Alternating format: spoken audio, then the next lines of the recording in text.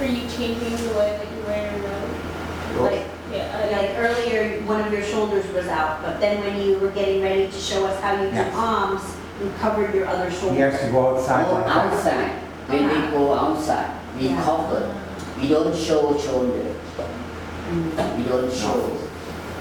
You understand? You cover like this, and walk slowly. So he does not wear this in his room. So the robe is 3 pieces of cloth. For Southern Buddhism, they wear pantsuit in Northern Buddhism. So there's a loincloth down to your knees, kind of a cloth belt, and a vest, open shoulder. It's hot. Usually they didn't have air conditioning. So that's how he will be in his room, or if they're working, building something. But if they go outside, they're supposed to put the robe on properly, like that. And if he's in the classroom, he can be like that. And you'll see that there are 2 groups. We have, just as you have the Jesuit fathers and Franciscan fathers, there are 2 orders in Thailand called Nikai. Too hot.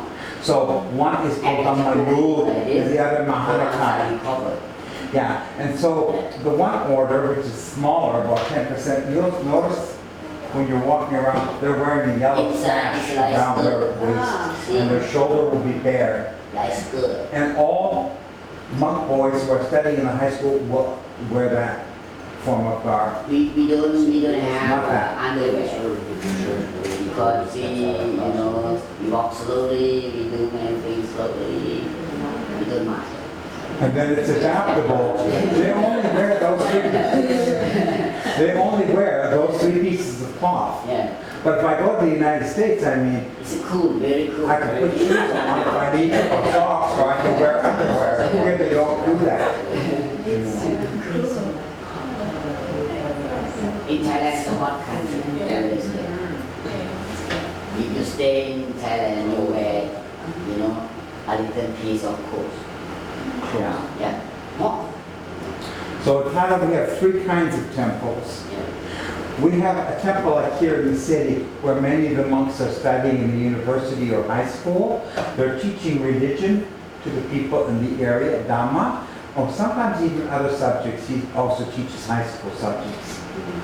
Okay? And they perform all the funerals. Monks do not perform weddings. Nothing to do, they have any idea of human sexuality. So they get married at the police precinct, but they might come to the temple and ask the monk 3 days later to give them a blessing for their wedding. Okay? So 3 kinds. That would be a little bit like your church in the United States, Protestant or Catholic, in a parish, my parish. It would have almost the same duties.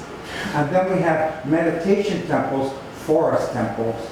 Because I meditate here, but I have to get up very early, 5 in the morning, to avoid the noise. Otherwise, it's just cities like that. But you have forest temples. That's where people often go to learn meditation. Lay people can go for a week or 10 days to get instruction or to deepen their practice. And then we have did I pronounce it correctly? Which are wandering monks. They don't live in temples at all. They may sleep in a cave. They travel with their arms full, often barefoot, and they have a large umbrella with a mosquito netting. And at night I'm just going to open that and sleep on the ground underneath it. They're like pilgrim monks, wandering monks. And they often were the teachers in small villages where there was no monastery. They would stay the night for 3 or 4 days and teach, deepen the teaching of the people about the stories of the life of the Lord Buddha or the teachings of Buddhism. So 3 kinds. Forest monks, that is a temple, but you go there learning meditation largely.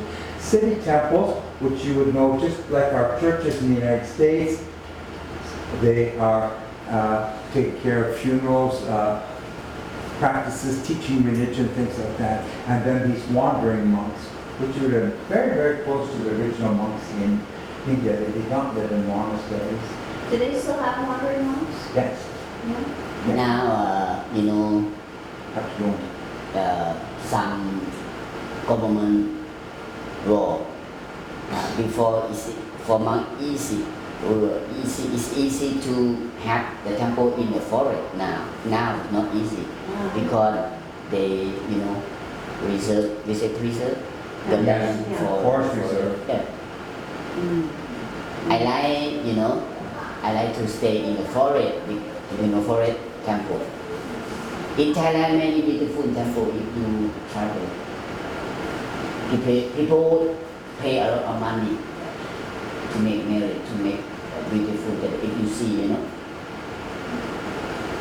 So we're about to enter into a time of 3 months. The monsoon season is starting. Very shortly, we're going to have rain every day. And so there's a thing called the Buddhist Rain Retreat. Unfortunately, called Pansa, Pali. Unfortunately, Christians came here, missionaries. Oh, that's the same as Christian Lent, Catholic Lent. You see, no, it's not the same. You can't take words from one religion and impose them on another religion. Don't do that. It's disrespectful in some ways. It's not the same. So the monks in the beginning in India did not live in temples. They were wandering, small groups. During the monsoon season, it's not practical to wander. The rivers flood, the roads are all mud. The Lord Buddha told them, you come back together for the time of the rainy season, the 3 months. Stay together. And that's a good time for you to learn more about the scriptures, the Pali scriptures, and to deepen your meditation practice. And we still have that here. He said he gets up at 6 o'clock, but most monasteries will start next month getting up at 4 o'clock. You hear the temple bell, boom, boom, because they're going to do meditation before they do their morning chanting. They're deepen their practice. In 3 months, it was a practical consideration for the rainy season, but now it's part of the practice of religion for Theravada Buddhists almost everywhere. What percentage would you say of monks in Thailand are wandering now? How many months? Micro-me. Oh, we have some monks, but government, they want the monks to stay at a particular temple because if they travel, before like now government or senior monk want the monks to stay at the temple. Now we have temple in Thailand, 30,000 temple, 30,000. You have roughly 250,000 monks. I think the number has gone down. We don't talk about that. Because young people just everywhere. I'll talk a little about religion is merely a vehicle. And some people say, I don't really need it. I mean, why do I have to have a car? I like walking. I think it's good. So there's a difference between spirituality and religion. A few months. So the number has gone down, but still, the number of monks in Thailand is about the same as the number of Christians. Really? Yeah, and the number of Catholics would be even less, because most Thai Christians would be Protestant Baptists. Okay, so one of the problems there was a great deal of flexibility. Buddhism is not locked into rules like we have in the Catholic Church. So there are many different ways of expressing Buddhism, and the government decided we're going to regulate it. We have state Buddhism here. From the time of King Chula, which is about the time of Queen Victoria in England, if you look at the structures of the Buddhist hierarchy, it parallels our government structure completely. And sort of represent the government and monarchy in a way. And religions do that all over and it's some extent.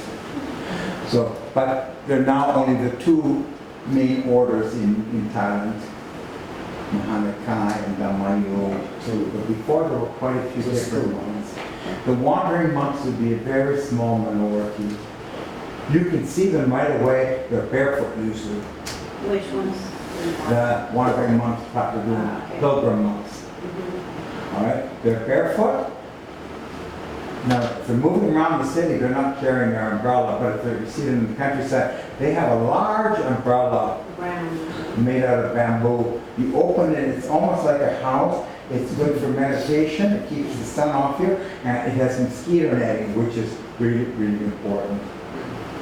So, and they'll carry their alms bowl with them in a sling, and they'll stop in a village and get their alms. They'll sleep outside. If it's a small village, there's not a temple in every small village, so the people may say, stay with us for a few days and teach some stories about the life of the Buddha or about religion, Dhamma we call that. And he'll do so and then he'll move on again. That's very similar in a way to how the Franciscans were in the beginning. Next, I shouldn't be doing all the talking. In the beginning, there were no Buddha images. Just like in Christianity, it's not till about the 3rd century you see a picture of Jesus Christ. The first one I've seen was in the catacombs in Rome, was a lamb with a cross. So in the beginning, there were no images of the Buddha. What you had was, when he preached the first sermon in the Deer Park, it started the chakra wheel turning. So you have a wheel. And he preached the first sermon about having discovered the truth through his enlightenment in the Deer Park. So you had the 2 deer. Alexander the Great and his troops come sweeping down all the way into Afghanistan, the border of India, and people see Greek statues. So you start making the Buddha image, and you'll see in the beginning that it has wavy hair, no halo or anything. Looks very much like the Greek, called Gandhara image. Yeah, the Greek But then style. the people began to Greek say, style. well, what did the Buddha look like? Yeah. So they defined 32 points of what would be a universal chakra emperor, universal king, or a Buddha. Because there's a new Buddha every 5,000 years. We'll have another Buddha coming. Mentioned. So one of them was that when he rode out of the palace, he cut his hair off. It curled to the right and never grew again. So you see that curls on the head of the Buddha here. He had